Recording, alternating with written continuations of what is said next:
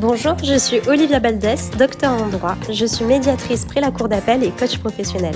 Voilà 9 ans que je forme les agents des services de greffe de différents ressorts sur différentes matières. Mon vœu, c'est d'accompagner les agents de greffe dans leur évolution professionnelle. Alors si vous êtes à la recherche d'inspiration, de mouvement, de sens à donner à votre carrière, de motivation, vous êtes au bon endroit. Catherine, et merci d'être avec nous. Merci de Bonjour prendre le Olivia. temps. Merci de prendre le temps de répondre à toutes nos questions. Je vais commencer tout de suite. Est-ce que vous pouvez vous présenter? Je m'appelle Catherine Aubert-Zusser, j'ai 48 ans. Ça fait depuis 2000 que je suis au ministère de la Justice. Voilà mon parcours. J'ai commencé en tant qu'emploi jeune au tribunal judiciaire de Colmar. J'ai gravi les échelons au fur et à mesure en passant le recrutement sans concours d'agent administratif. Au bout de 3 ans, j'ai passé le concours d'adjoint administratif avec un oral à Paris. Et en 2016, le concours de graphie que j'ai obtenu. Et l'année dernière, en décembre 2022, j'ai réussi l'examen professionnel de greffier principal. Magnifique, c'est un magnifique parcours, Catherine. Quel poste, on va y revenir, mais là, actuellement, quel poste vous occupez et quelles sont vos missions aujourd'hui? Actuellement, depuis le 1er septembre 2023, j'occupe le poste au service de la nationalité, des taxations et des dépenses. Avant ça, j'étais pendant 7 ans au greffe correctionnel de Colmar. Très bien. Donc, ce qu'on comprend, c'est que vous avez eu des fonctions pénal. Et puis là, vous êtes plutôt sur la chaîne civile. Donc en fait, vous pouvez passer d'un métier à l'autre comme ça. C'est très enrichissant, j'imagine. C'est ça qui est passionnant dans le métier de greffier, c'est qu'on peut passer du coq à l'âne, on va dire. On peut tant travailler dans le civil, dans le pénal, dans l'administratif aussi, puisque le service de la nationalité est un service civil, mais un peu hybride, puisqu'on travaille sur le droit de la nationalité, et là, c'est pas simple, mais c'est super passionnant. Qu'est-ce qui vous a attiré dans le métier de greffier? Alors moi, ça va vous paraître un peu bizarre ma réponse, mais pour moi, c'était un rêve. Quand j'étais emploi jeune, j'ai travaillé au SAUJ, en fait, avant que ça s'appelle le SAUJ, l'accueil du tribunal de grande instance de Colmar. Et je voyais mes collègues greffières avec leur robe d'audience partir à l'audience. Et pour moi, je me suis dit, j'aimerais bien, ça m'intéresse. Et j'ai eu l'occasion de remplacer l'huissier audiencé à l'audience correctionnelle pendant une semaine. Et ça m'a encore plus donné envie de faire ce métier. Et j'ai pu remettre du coup la robe d'audience.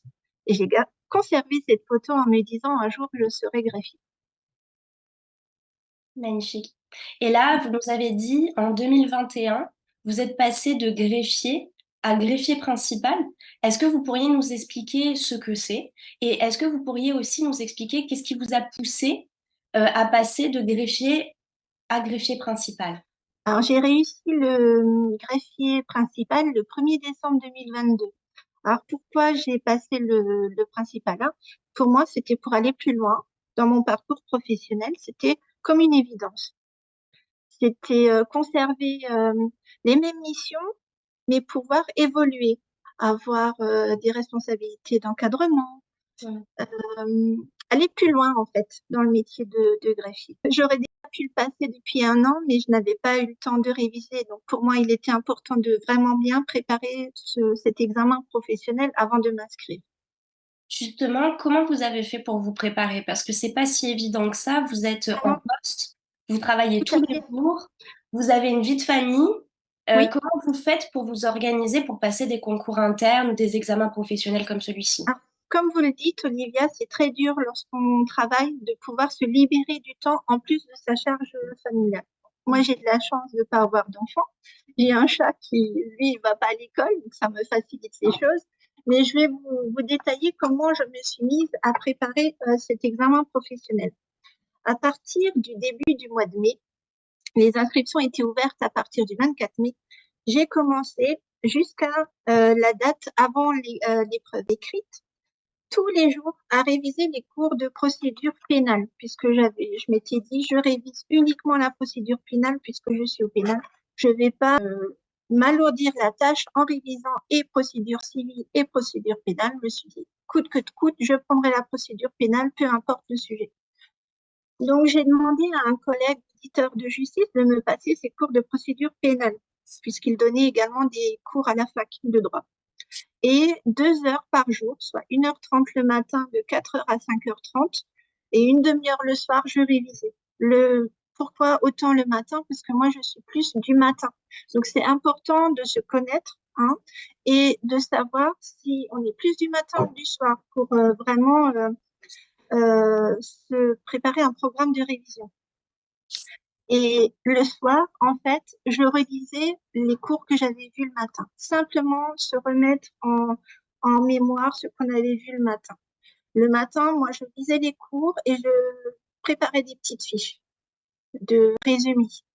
Le soir, je relisais les cours et les petites fiches, sans vouloir emmagasiner quoi que ce soit. Et ce qui est le plus dur, c'est de s'y mettre et de s'y tenir. La pratique quotidienne est importante, même si on a l'impression au bout d'un moment de ne plus rien imprimer dans le cerveau. Il finit toujours par emmagasiner les informations. Une semaine avant l'épreuve écrite, je me suis mis en condition physique et mentale de réussir l'écrit, se visualiser en train de passer l'épreuve sereinement et la réussir, c'est important. La veille de l'épreuve, j'ai fait des séances de relaxation et de mise en condition mentale. Je vous donne toutes mes clés de réussite qui ont marché pour moi, ça pourra marcher pour vous. Après les résultats d'admissibilité, j'ai commencé à préparer mon dossier RAEP. J'ai suivi la préparation en visio sur le dossier RAEP contenant une partie de présentation et une mise en situation. Tous les jours, je me suis entraînée à me présenter devant une glace, à m'enregistrer, à me chronométrer, jusqu'à tenir les 5 minutes. Puis, je me suis mis en condition mentale de passer l'oral et de le réussir, du moins de donner le maximum de moi-même pour ne rien regretter. C'est important.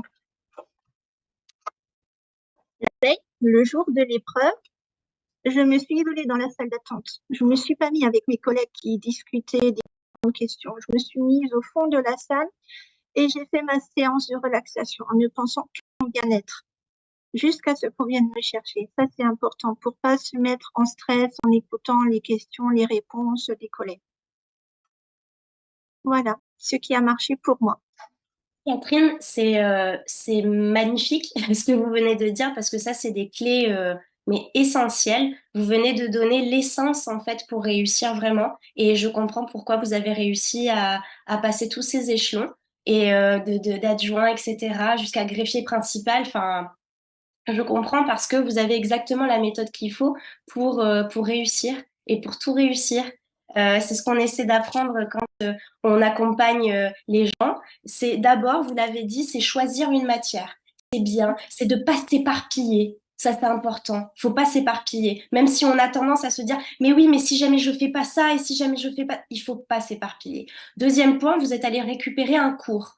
Il faut se tenir effectivement à un cours, un livre, une formation. On ne s'éparpille pas non plus dans la documentation. Savoir en fait comment j'apprends le mieux. Et c'est ce que vous avez dit aussi, c'est vous connaître. Vous connaître comment j'apprends moi. Est-ce que j'apprends mieux sur un livre? Est-ce que j'apprends mieux avec des vidéos? Est-ce que j'apprends mieux avec différents supports? Parce que facilement je m'ennuie.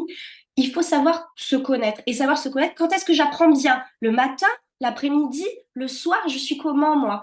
Il faut se poser toutes ces questions pour se préparer et c'est exactement ce que vous avez fait. Donc, il n'y avait pas de raison que vous ne réussissiez pas. Et puis, cette autodiscipline que vous avez dit, effectivement, après, c'est de la régularité. C'est ça qui est compliqué. Et comment on a cette régularité? C'est en ayant une forte motivation, un fort objectif. J'imagine que votre objectif, il était conséquent pour vous, il était très important pour vous. Et du coup, ça permet de garder cette autodiscipline comme ça. Et puis après, les dernières clés là, que vous nous avez données, la visualisation, on a toujours la tendance à se dire « Oh, qu'est-ce que c'est ça La relaxation. » Mais c'est très, très important. Se visualiser, être positive, aller vers et vraiment imaginer j'y suis et comment je me sens. Donc, merci pour toutes ces clés, vraiment, vraiment, vraiment merci. Avec plaisir. J'ai quand même d'autres questions. Est-ce que vous pourriez, maintenant que vous nous avez souligné toutes vos actions, on va dire, quelles ont été vos difficultés? qu'est-ce qu'ont été vos difficultés et peut-être comment vous avez réussi à parer? Alors, la première des difficultés a été de mettre en place un cursus de révision et Mhm. surtout de m'y tenir à un rythme de révision quotidien et surtout à me faire confiance. La pire des difficultés, je dirais, réside à se connaître soi-même, à se booster et surtout, je dirais, à se projeter.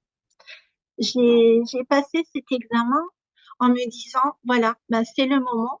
Je ne sais pas comment vous expliquer. Quand on se connaît vraiment, on sait qu'on est prête et on va se donner les moyens de réussir. Parce que, en fait, ce qui est important, c'est d'avoir un objectif, de s'y tenir et de réussir. C'est très important.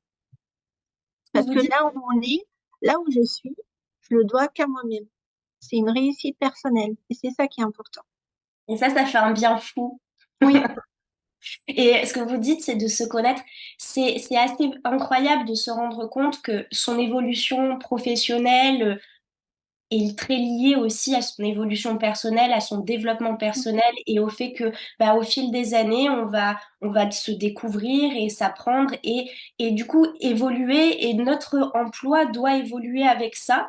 Et ce que vous dites, c'est très important, c'est de faire le point de temps en temps de là où j'en suis pour pas me perdre et pour aller vers mon nouveau moi, quoi, ma nouvelle évolution. Ouais.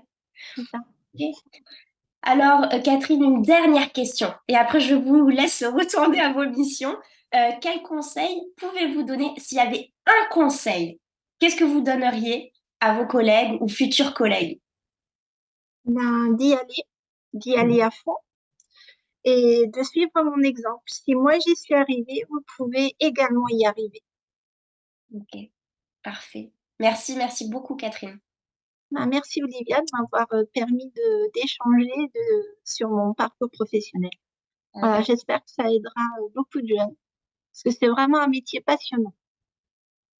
Merci beaucoup.